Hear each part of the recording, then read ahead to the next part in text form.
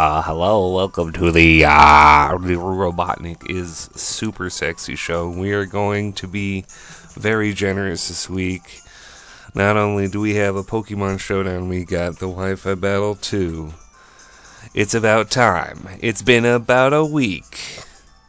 It's time. And it is also time to show you Ludicolo, which won't fit in front of the camera because there's not enough room. Here, there's his little felt hand. But yeah, I said I was gonna do it, so here it is. This is the Ludicolo I got at 7-Eleven, who makes very loud noises.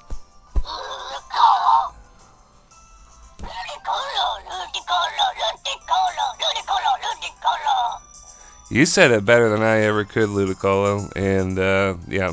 This is easily the strongest team I have. And it has a Ludicolo on it. You already know what is about to happen. It's Angry Eyes Ludicolo number 8 or whatever. I don't know how many times I've done a title involving Ludicolo with this team. But yeah, he's got a couple really high offense Pokemon, which really kind of crumble under the brute force of Drizzle, Swift Swim, Rain power. So let's get this one going. It is against my dear old friend Ole. No, I'm kidding. This is a passerby. Ole? I don't know who the crap this guy is. He could be the nicest or worst guy ever born. He is going to lead with Shiny Heracross, which is respectable. I am down to gamble the Rock Blast damage and possibly die first turn, because if he Mega Evolves, his Heracross will get the Skill Link ability, which means he'll connect each of his 5 hits. But my opponent goes for Stone Edge instead, and yeah, I think Rock Blast actually would have taken me out, but he goes Stone Edge. I barely survive it. We land the Hurricane, and that's that. I believe Rock Blast hits for 25, right? 25 times 5, you know, yeah, that does a little more damage than Stone Edge. I think I would have been done for, but yeah. We are able to survive, which means I can use Pelipper later, which is super important and useful. I switch into the electric move with Swampert here. As, yeah, Plasma Fist is not going to work on a ground type. My opponent switches to Shiny Band Snake, American Die, which, is that like an American Pie joke? Or is that like a, hey, I'm a domestic terrorist, and this is like how I reach out to people, children, maybe? I don't know, like, hopefully not, shit. So American Die, you never know, do you? It's 2019, both things seem just as valid. I'm gonna try to kill it with Ice Punch, does not work. Look at his weird snake-headed fin that he just like pointed at me. Yeah, 1,000 Arrows does crit me, but it does like nothing, so that's really good. Yeah, crits don't matter. crits like never matter unless you have like defense buffs or something. Which I'm kind of glad about, but it also means stall is harder to defeat. But there are other ways of breaking stall. You just got to get creative. Speaking of creative, for some reason Shiny Victini is here, and yeah, I was pretty sure that he was kind of really hoping I would choke and switch out, so he could go for Z. What is that? A Z Celebrate or something, where you get a +1 in every stat. Yeah. My opponent is going to make a decent play right now, though, as I switch into Empoleon, trying to take the flying hit. Maybe get up some Stealth Rocks, you know, do something. Maybe take it out with Scald.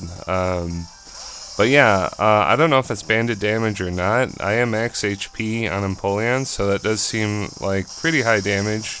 His entire team is shiny too. I just run into a lot of passerbys with all shinies. It just kind of happens. Just the way that my opponent's team is formulated, it's possible. It's very possible that these are all shinies he ran into and just made a team out of it. So yeah, we do have Bandit Scissor out here who just kind of totally defeats his team. Yeah, he didn't switch out with Staraptor, so that thing is definitely fainted. It had negative defense, it had -1 defense because of the close combat. And I am Choice Bandit, and I have Technician, so yeah, that's 3 bullet punches and 2 more of his teammates gone. Really nice for me. Scissor, when it works, it really works. So I'm gonna pull the moves on him. He's got his inaccessible legendary here.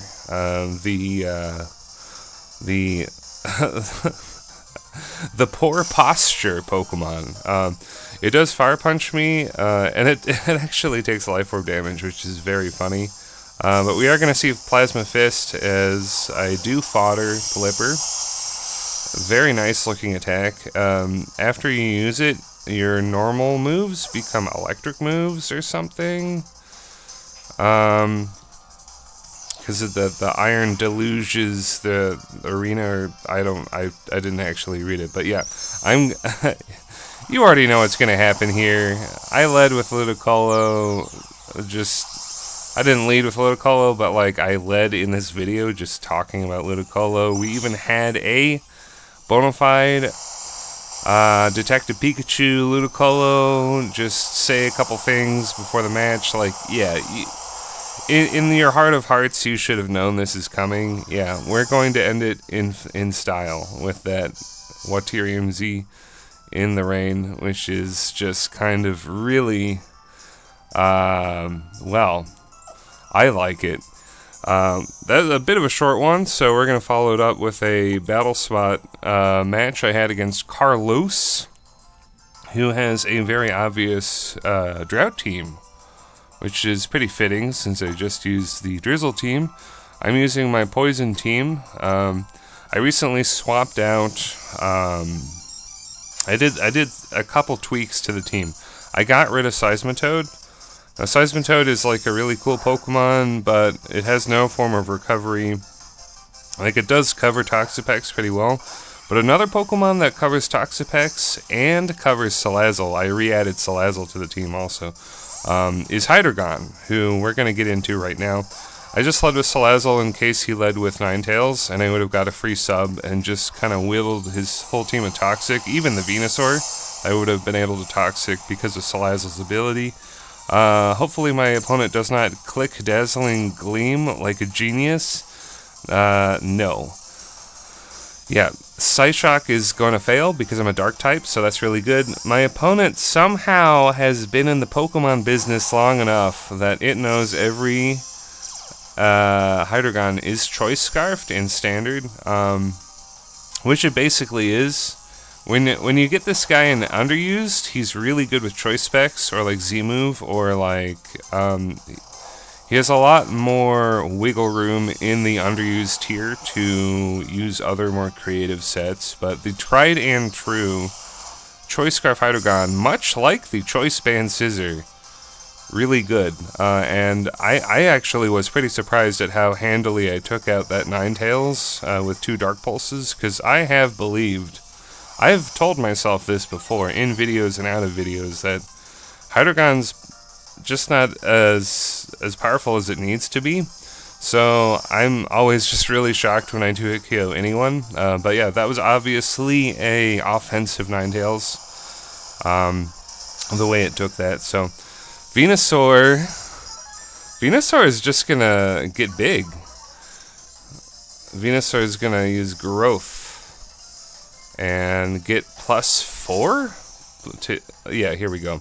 Get +2/+2 to attack and special attack. It does take me out with a Sludge Bomb. I knock it down to its Focus Sash by landing that Overheat. Hopefully it wasn't blurry when the Overheat happened. my camera fucked up. And now, now my, here we go. That was only a split second where I fucked up immediately again. But more to the point, let's get back to the narration at hand here. Alakazam is going to Mega Evolve, trace the Chlorophyll ability, and therefore be faster than Mega Venusaur, which is really cool. Carlos's last Pokemon is Alakazam, who is already Mega Evolved, already is tracing my Chlorophyll as I speak. So this is possibly a speed tie, although I am running a modest Alakazam. So I don't think it actually will be a speed tie. However, because of my modest power, I am able to take Alakazam out with one single Shadow Ball, which is pretty cool. I don't think Timid Alakazam beats other Alakazam with Unstabbed Shadow Ball, just for example. But yeah, that's a very fun Wi-Fi battle. I hope you enjoy it. I hope you appreciate the effort it takes me to produce the video, which isn't really too much effort, but you know. Yes, I hope you enjoyed the video as much as I did, and I'll see you later, YouTube. Bye-bye.